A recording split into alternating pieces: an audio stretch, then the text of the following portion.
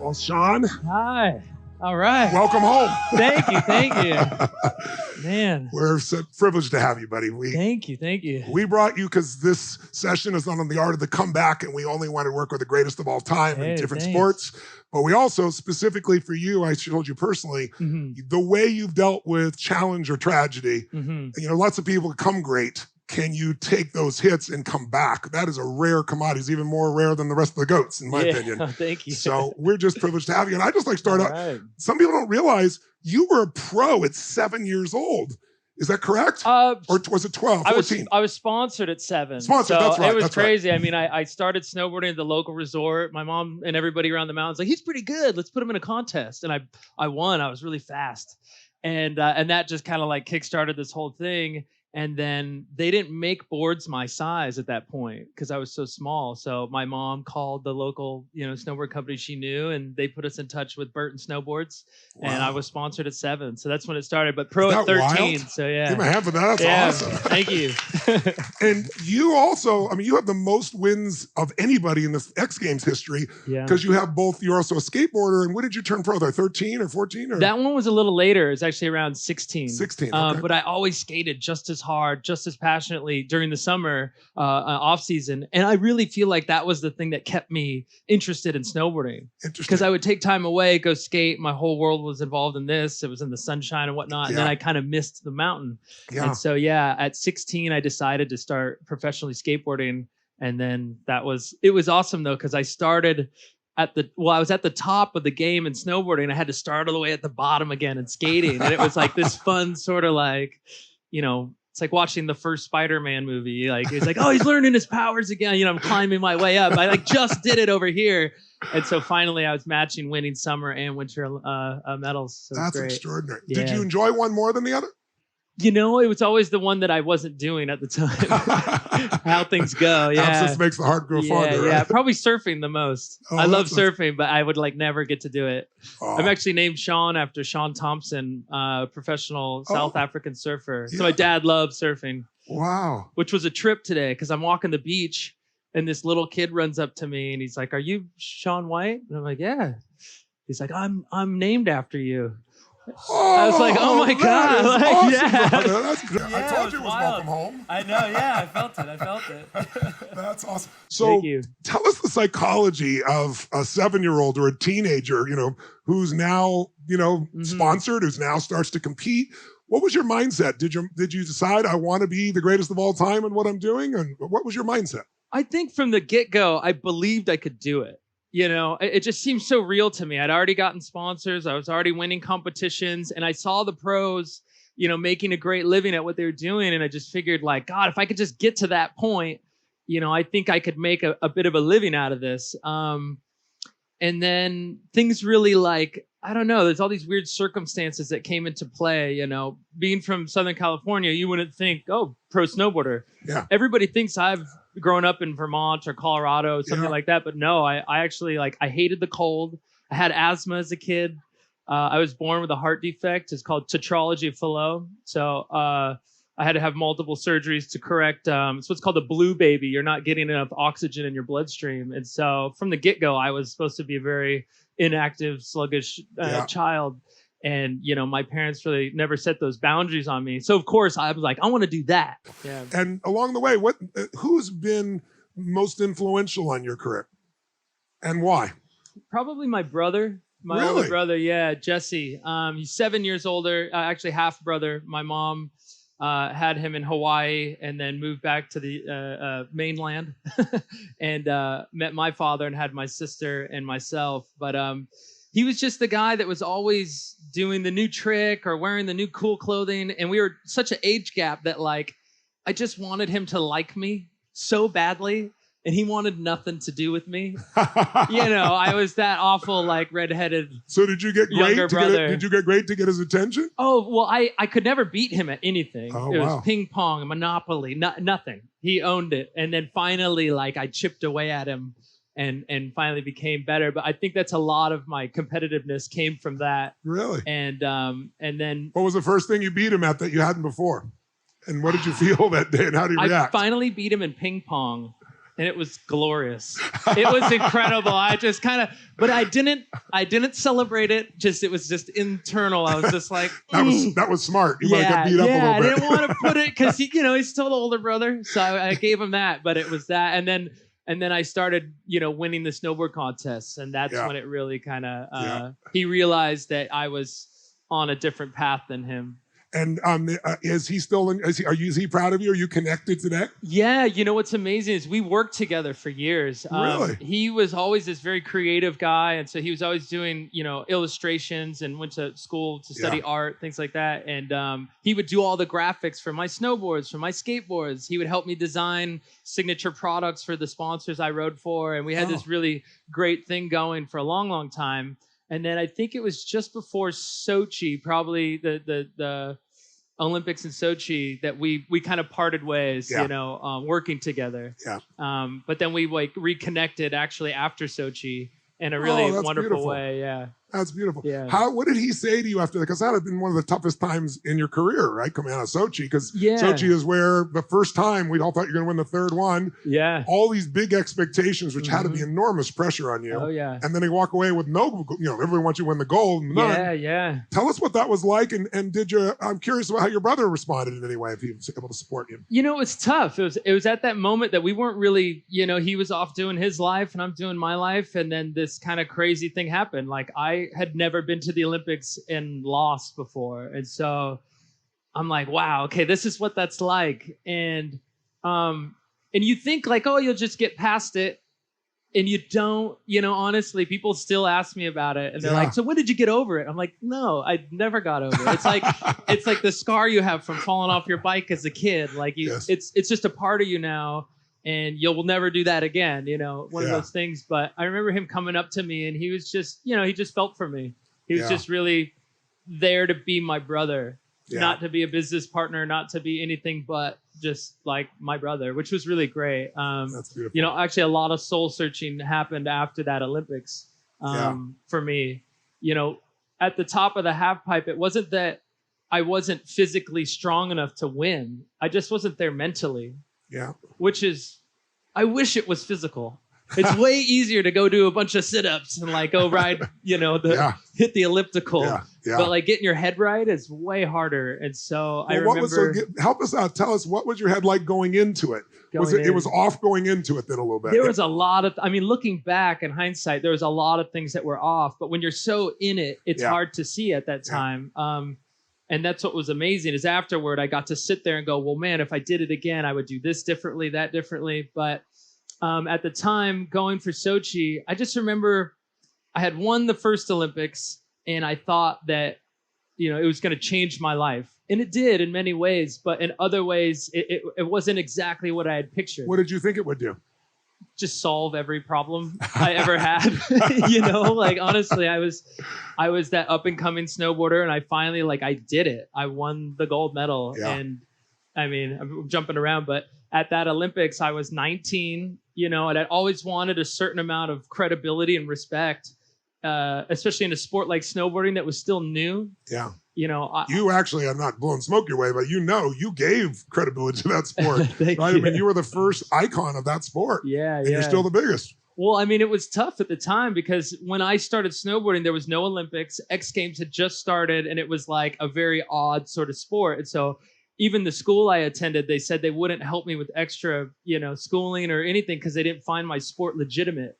Wow. They're like, you're not horseback riding, tennis, we don't have a category for you. So I ended up going to this outreach program for like pregnant teens, kids that couldn't function in normal school settings, these things, so that I could get my schooling done. So they'd be flexible enough. Well, yeah. And I just remember being with a snowboarder that got his GED and he regretted it. And I remember hearing that and being like, I'm not going to do what he did. I'm going to finish school and I'm going to, I don't know. I was always kind of like, after Tony Hawk was my friend, I was just kind of like a sponge to the people that were around me. Yeah. And I remember hearing that from a fellow writer. And I was like, okay, I'm not going to do what he did. I'm going to finish school. I'm going to do this and that. But it was always a challenge to get to that point. Yeah. And I could be sitting next to anybody on the plane in first class or whatever.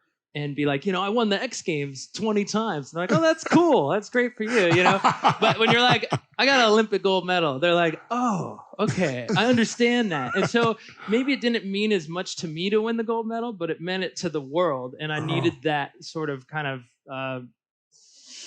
feedback. I needed that sort of redemption from what was going on at the time, because it was a struggle the whole way. Yeah. And then so the second Olympics was just the cemented in. Like, it wasn't a fluke that I won the first time. I'm going to be the best. Can I ask you back on the first one for a second? Yeah. Tell us the difference going into that first one versus second versus third. Oh, God. So the first one was just to be like, I made it. The family. Did you feel certain that you'd win the gold? Did you have that internally within you before you got there? Yeah, I was positive. I was like pretty gung-ho. That's awesome. Plus, they have 5 qualifying events that lead up to it. And so I aced the whole thing. Okay. I won all 5 events. I actually won every single competition I entered that year. Not only half pipe, but slope style, rail. They're like these rail feature competitions. But it's a great story because the year before, I got completely destroyed. Oh, you did? They beat me I'd even make podium at X Games. Yeah. Wow. So it was this wild scenario where I was trying to win, and I had this breakout year when I was 15. I finally won a competition or 2, and I got 2 silver medals at X Games, and I was like, right here, right now, right when they put this silver medal on me, I'm like, I'm coming back next year, and I'm gonna win the double gold. That's awesome. And I finally came back. I won 2 gold medals. My dreams are coming true. I finally I'm getting these deals. All these things are happening. Next year, I'm on my way. I just won the slopestyle competition. I'm heading to my second double gold, just won qualifying, and then my knee goes out in qualifying. I'd never been injured before. I was 17. 15, 16, won the double gold. 17, the knee goes out, and I'd never been injured. They're like, you need to get surgery. No, you don't need to get surgery. I'd never been to a gym in my life. Wow. So I'm like, what do I do? And, I got through that. And so 18, I show back up. I'm like, I'm going to reclaim my throne and just walk right into it. And the sport had changed. The guys left me behind, and I got 4th place. And I'm so happy that happened because it gave me that push I'm like, no, I tasted the win and the glory and the whole deal. And it's too soon to just fade away. Yes. I'm coming back. And then that pushed me to do this undefeated season. And what did you in your head decide how you're going to beat these guys how did the sport change? You said the sport changed and you're going to come back and do it. Yeah. What had shifted, and what did you do to shift yourself to make that comeback? Because I'm only aware of the big comeback, but this is just as big a comeback at that stage of your life. Well, because of the injury, it taught me how to take care of myself. Oh, because I was just like, oh, cool, let's eat pizza, do whatever. I'm taking the chairlift. We're going downhill. It's not as, athletic, but I started hitting the gym every single day, and to rehab, I come out of surgery and I had no idea my leg had disappeared. Wow. From the atrophy of surgery, all these things. And so I had to build my strength back up. All those things amounted into me coming back to win eventually. So those are a lot of things that came into play to get me there. That you wouldn't have done otherwise. No, so never. We have a phrase that life's always happening for us, not to us. And it's our job to figure out where that benefit is, right? Yeah, there's a lot of amazing ups and downs that kind of put me in these types of situations. And I think I could safely say that through my career, every great moment of mine has been followed by one of the worst, or just before it, I'd had a really, really terrible upset in my life. Did you see that pattern before Sochi, or did you become aware of it after Sochi? I think I became aware after Sochi. Yeah, that makes sense. Yeah, because I had to sit with myself and kind of figure it all out and go, wow, well, what's the deal? And I'd been so gung-ho this whole time, I just got to win another Olympics. I just got to win another time. And I don't know. I remember just sitting there and I'm like, I'm not going to win. This is awful. I was trapped in my own head watching a movie of myself losing, and I couldn't do anything about it. Wow. And so afterwards, I'm like, well, I guess you got what you were projecting, because exactly. Last time I'm like, I'm going to win. I had AC/DC playing. I had all these jacked up songs. Yeah, so I was like, I'm gonna win this thing. And then this time it was if you go later, it's called the Cults is the band, and it's called Always Forever. It's the slowest, saddest song, and I was listening to it every day before the Olympics. The first one was Paradise City, Guns N' Roses. Second was, I think, Back in Black, AC/DC. and then this slow, sad song. And it's just funny because at the time I didn't think about it. You know, I'm just like, oh, this is where I'm at. And a lot of crazy things had happened at that point. So the win to just kind of make it, then the second win was to solidify who I am, and then it was like, do it again. Yeah. But I didn't have that like oomph I needed. So what you had prided yourself on this incredible drive that you built. Your brother was a part of that drive. Yeah. Where do you think the drive came from, and what do you think made it go away in that time period? You know, I think life just gave me other interests, you know. And you've been doing it for so many years? Yeah, it's tough, you know, and I started looking at it, and I remember watching certain athletes that I had heard of and watching their competitions and things, and you could just tell when someone's got the fire and they don't. Yeah. And it's so hard to make yourself want to do that. Like you can't just like wake up and like, it's like, oh, I'm going to love this person. No, you got to feel it inside. Yeah. And so I remember going through the motions, and I'm just thinking like, God, I'm really good at this sport. If I just like go pound myself into the ground, I could just like coast through and win. Honestly, I was like, you know what? I got the tricks.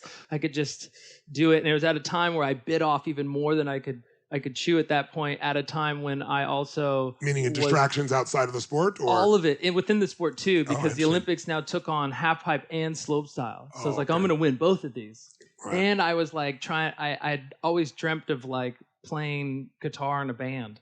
Yeah. And I was like, I'm not going to give that dream up just because snowboarding. And so my interests were kind of like falling all over. I was trying to learn Spanish at the time. Like I'm very goal oriented. So I had all these random goals, and it just kind of finally was weighing on me. And then social media happened. Yes. I feel like it's a difference between hearing about a party you missed and then just having like this feed, this revolving feed that just shows what your friends are doing, and your mom's doing this, and the kid you knew on the street is this tall now, and like you just see life passing you by. And you're still in the training mode. Yeah. It's like that interstellar moment when he sees the whole life flash before his eyes. It's like one of those things, and I'm up in the mountains, and think about, it's cold. I'm from the beach. I'm already unmotivated slightly, and now ask me to do something that's like very dangerous. Yes. And out of my comfort level. Yes. So the window of opportunity to actually accomplish that just was like very, very small. So how did you turn that back around? Because, we should talk about two different pieces. Let's talk about the accident for a moment, if we could. In New Zealand. No, New Zealand. Right. Unbelievable accident. I think we have some footage of it. Yeah. Tell us, it was the worst accident of your career. Yeah. You couldn't recognize yourself. I guess it affected your eyesight and so forth. I mean, what the hell, when you came out of that situation, you can't even recognize yourself. Tell us what goes through your head, because this happened 4.5 months before Sochi, is that right? Yeah, that was just before. I only laughed because I had just joined Beats headphones, and they were like, we need a post. Everybody's posting today. We got Serena, LeBron, all these people. I'm like, all right, you want the post? This is where I'm at. Like, here you go. Like, but it was heavy. It's one of those things where So, to pull it back slightly, I had like found that new love for the sport, and I like built a new team around myself. And how did you do that? Tell us that. Oh, I mean, I literally like went through every single piece of my life and kind of picked it apart. So I was like, oh, social media is bumming me out. I want to go do this and have a better like portrayal of my life and what it's all about. Because at the time, like I was having all these weird sponsor posts, and my fans were in the comments not very happy about it. And, all the way to like, I'd never really dedicated myself to the sport in a way, like, why work out if you can win without working out? So I was like, you know what? I should be kind to myself. If it's this easy for me now, I should like really give it my all. And so I got a trainer, I got a physical therapist, I changed my business manager, I changed my agency I worked with. I reconnected with my family in a big way. Like my brother I talked about was such a huge part of my life, then all of a sudden wasn't. And so I reconnected with him, my sister, and I made it fun to be on the mountain. Wow. Normally I would go up there and I'm out. Like I had this bad rep with all the other snowboarders because I would do my thing and I would leave immediately because you're in a bubble of a mountain town. I can't go out and eat. It's not, and I just, no privacy. I just dip, and so, and my life's back home. And so, I made it fun to be on the mountain again. I like found that excitement, and I had a younger rider with me. Yes. So every single thing to him is new. Oh, that's cool. I've been to Japan plenty of times, but I'm like, hey, check this out. the vending machines, they like heat your coffee up. You know what I mean? He's like, whoa, like, you know what I mean? Like, look, we're in Austria. Check it out. We'll have a schnitzel. You know what I mean? Like, he's like, this is incredible, you know, and you're kind of like reliving it through him. And then another story I could tell you about, which is really great, but the coach that I actually brought along the road with me, he beat me when I was 15 by 0.3 of a point going to the 2002 Olympics. Really? He's the last guy to drop in. I'm in first place. He comes down and beats me by 0.3 of a point. Wow. So thankful that happened. He catapulted me all the way to that point when I was 16 to win. Wow. Before the knee injury got me to the Olympic win. Yeah. And then Sochi eventually got me to this win. So when the accident happened, that you were in a great mindset. So was it just a misadjustment? What happened, and then how did you recover from that? So that was the tough part. I just like found the new love, and I'm going to do this, and then like.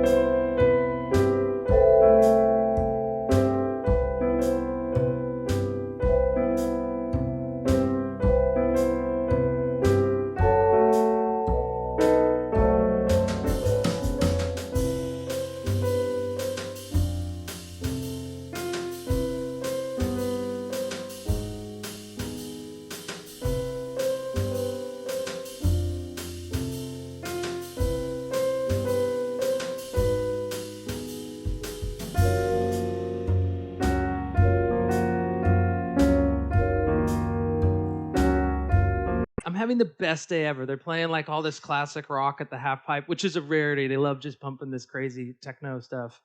And so I'm like, oh, it's the classic rock day. And I'm riding. Things are going amazing. The other competitors there, and I'm just like landing my hardest tricks in their face. I'm feeling it. You know what I mean? Like, it's the best feeling. Acting very nonchalant about it.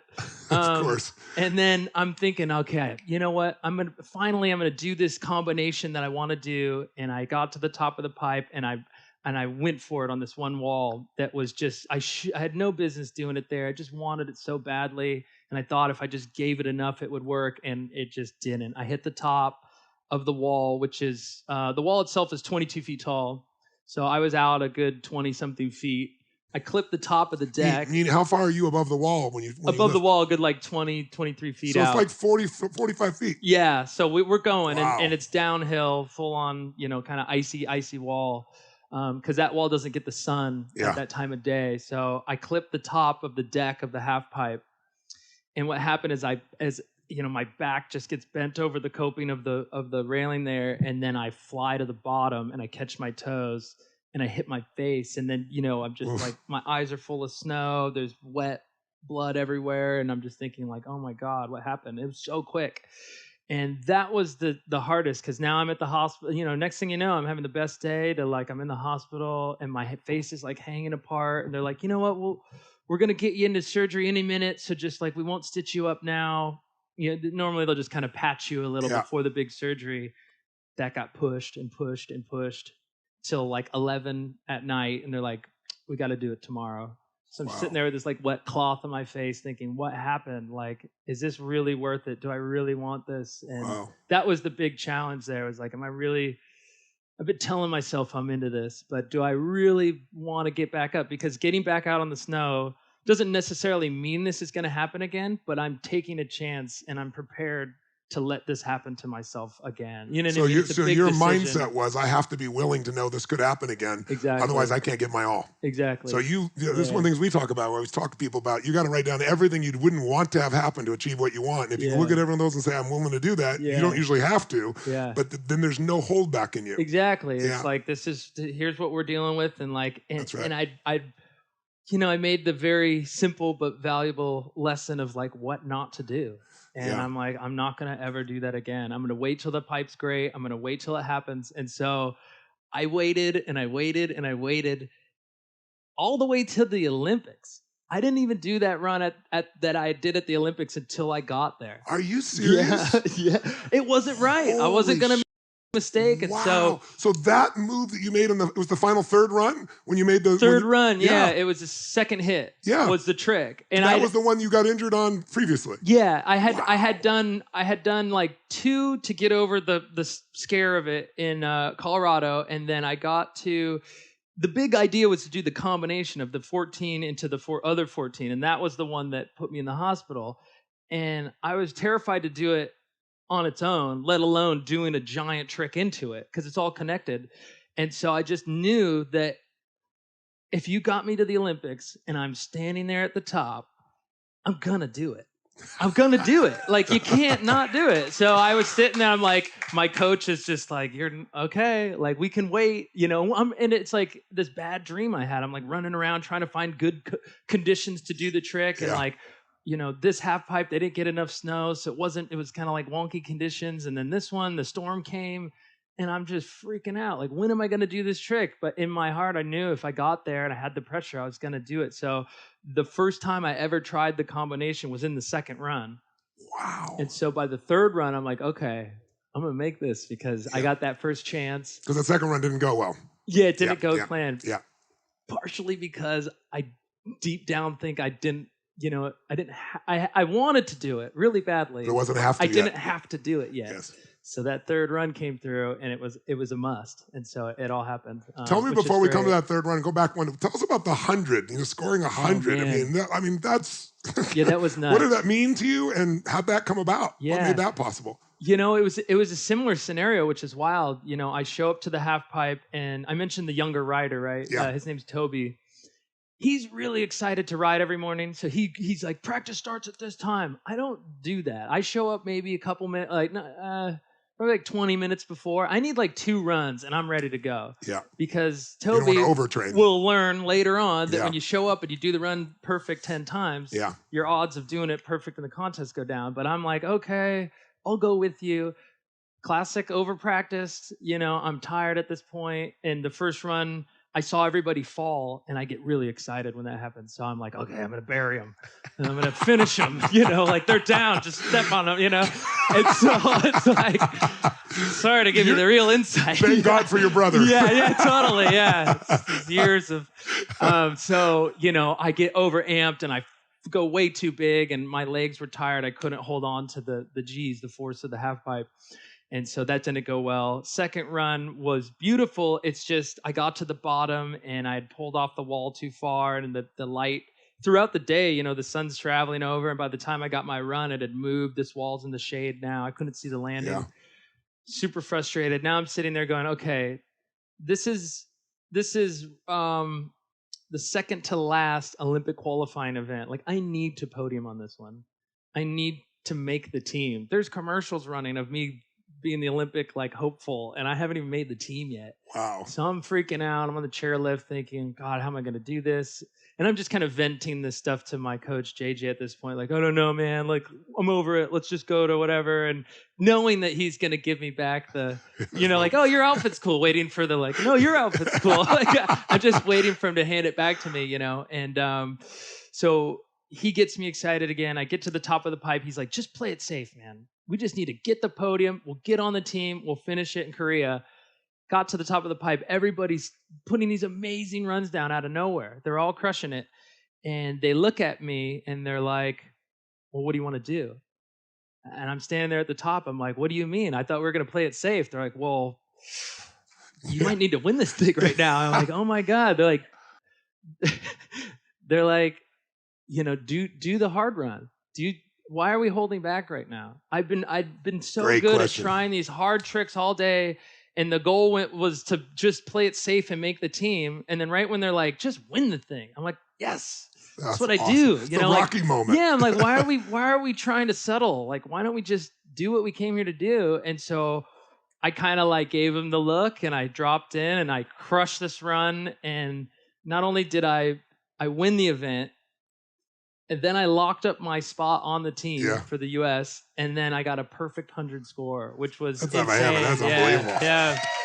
So that was like the real comeback story from the injury, you know, just to come back and to win that thing. And people were talking about it. The last run, I had to do it, and I did it. And for me at that moment, that was like that gratifying sort of moment where I realized the rest is just kind of bonus. And if we had I wrote it down. I think there was 23 million people tuned in to watch you. It's the most in history for that sport for you.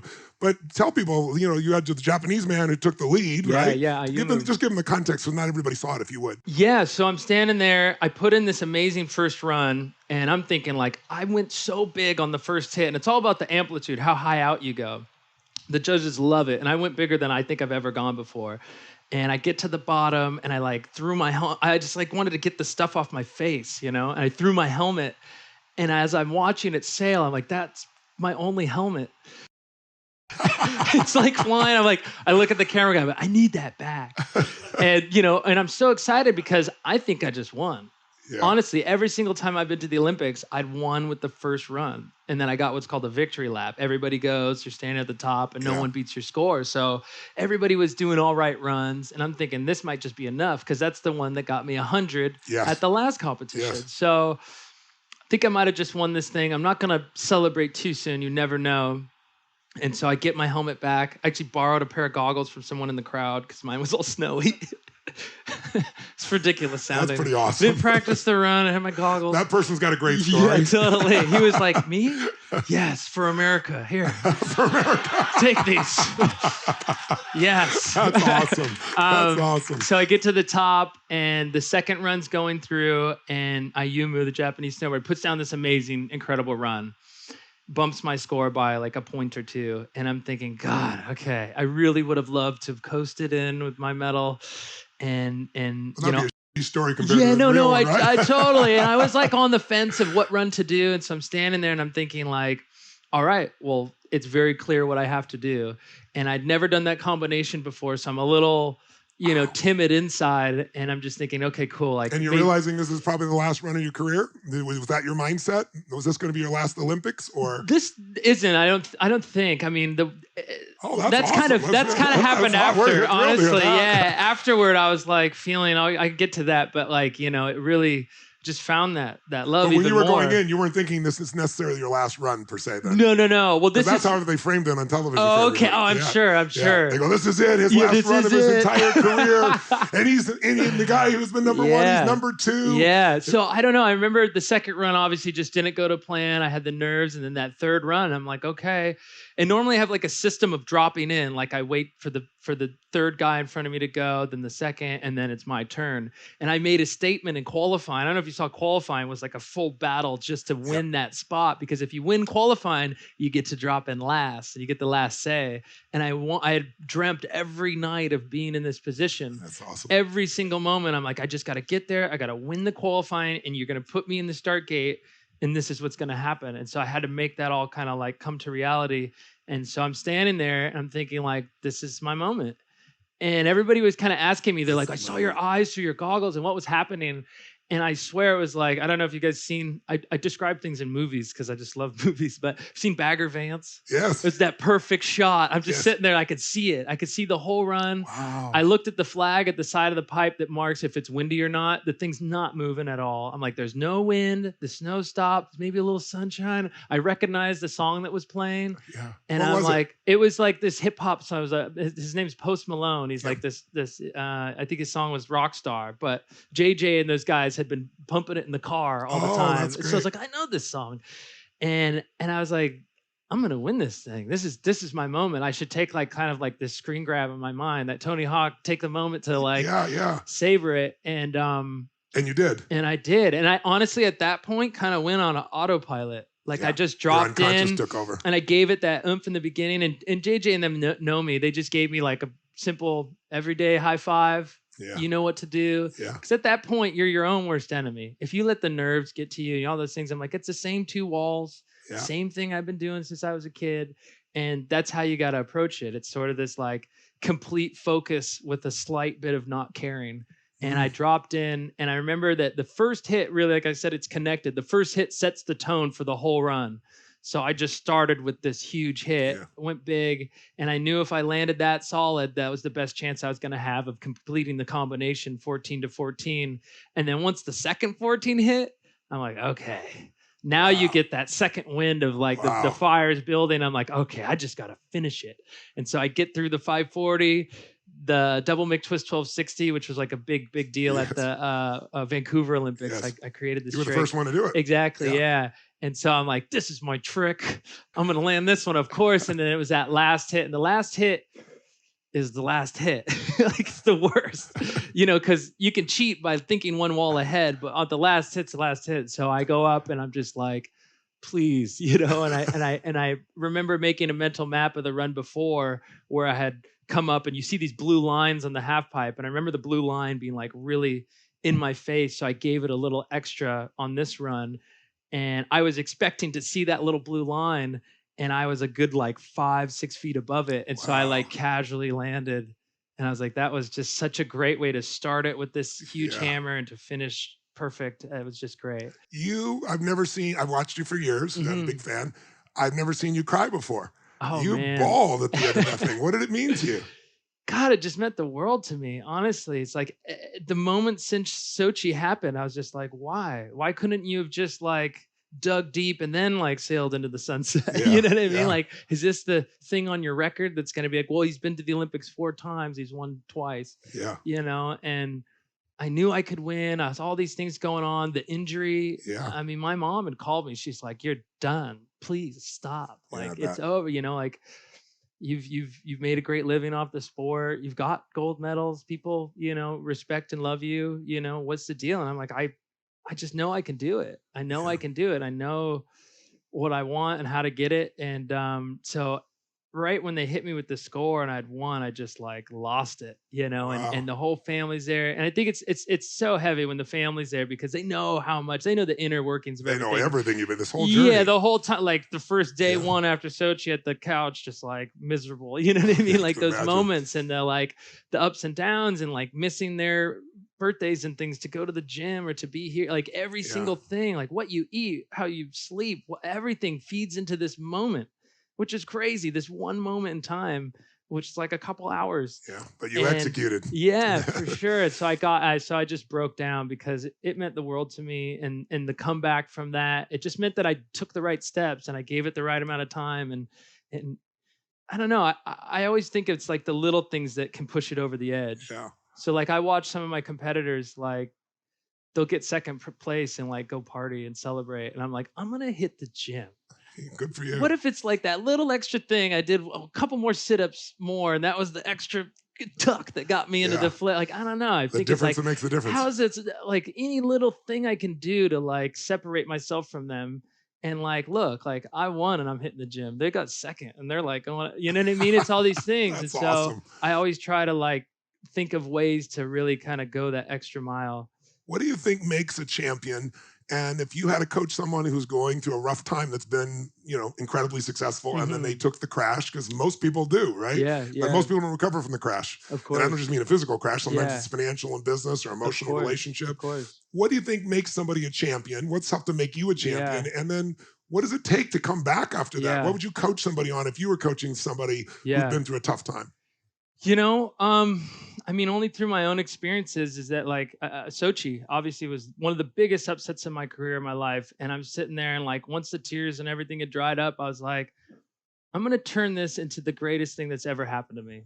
He made the decision. I was like, I'm going to let this moment define, like these other times in my life that I ripped through my past. I'm like, man, I didn't actually win that until I lost before. And you know what? After this, you noticed the and pattern. The heart condition, and now I'm a sports star or whatever. You know what I mean? Like all these things in my life. And I'm like, I'm going to make this the greatest thing that's happened. And so I really got right with myself, which I didn't.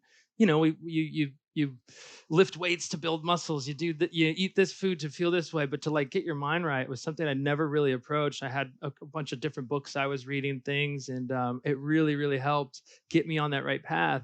But I made that decision, and I think for people to realize and understand is it's all up to you. Especially like when I go to a competition and I lose, I'm stoked.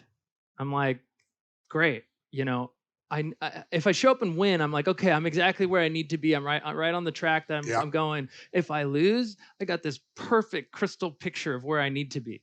Wow. You know what I mean? And so if you approach it that way, you can never really lose. You know, there's no mistakes if you learn from them. And so I kind of like go through it. And so that's why all that kind of like soul searching and stuff happened after Sochi to bring me back. But you got to really clearly define what you want. And the things that kind of like brought you to this path to like I mentioned this cut on my face, like I'm never going to do that again. And I waited till the pristine time to do it. And so it's like actually learning from those mistakes, not just kind of like saying, I learned, I won't do that again, but really learning from that mistake. That makes so much sense. And going forward, because it's a part of you now. But yeah, that's kind of like it's making that choice, I'd say. And so we've talked this week about when people want to make a change, the most important thing is to make that decision. We just had this conversation yesterday. The decision of what it's going to mean to you, not letting the world define what it means. You decide what it's going to mean. You decide it's great. But then its second step for us is conditioning ourselves so that we execute. And then the third is putting a system in place so that you can do what you did, which is finally let go and let your unconscious take over, right? And make the thing happen once you're there. Totally. That's wild. So, you mentioned the next Olympics and things like that. I'm like, God, I don't even listen to the stuff on the television because it's all what I feel inside. Like if I feel I got it in me, then I got it in me. And it's kind of like, I know the feeling of Sochi, trying to like kick the dead horse and get myself to this point, and it just didn't work. But if I feel it inside now, I can go do it. So literally I'm driving to get my medal, and I texted this incredible woman, Molly, who works for me. And I said, hey, when is the qualifying for the skateboarding Olympics? How else is that? Oh, skateboarding Olympics. Skateboarding 2020 in Japan. Wow. Yeah. So I would love to be the first sort of, the motivation would be there because it's totally different. New, warm weather, all this, it's just a different setup. I think if you put me back out on the snow again right now and made me go for the next Olympics, it'd be a really tough sort of journey to get there. But I'm excited in the fact that I mentioned the second snowboarding Olympics or the next in 2022 in China, because after I'm done skating, I'm going to hate skating. I'm going to want to go snowboard. And like sitting right here, right now, you couldn't drag me to the mountain. Yes. But after 2 whole years of skateboarding, like I'm going to be ready to go back, and I'm going to have this fire that those other competitors won't, because they've been in the same thing every day, trying to find that passion to keep them going. And it's tough. We're all people, it's all, if you're eating the same cereal every day, you get sick of it. And so I think that might be the nice compliment in my life that would actually bring me back to the next Winter Olympics. So that's exciting. So I'm positioning it. Yeah, thanks. So keep an eye out. We are going to be there with you. Yeah, please.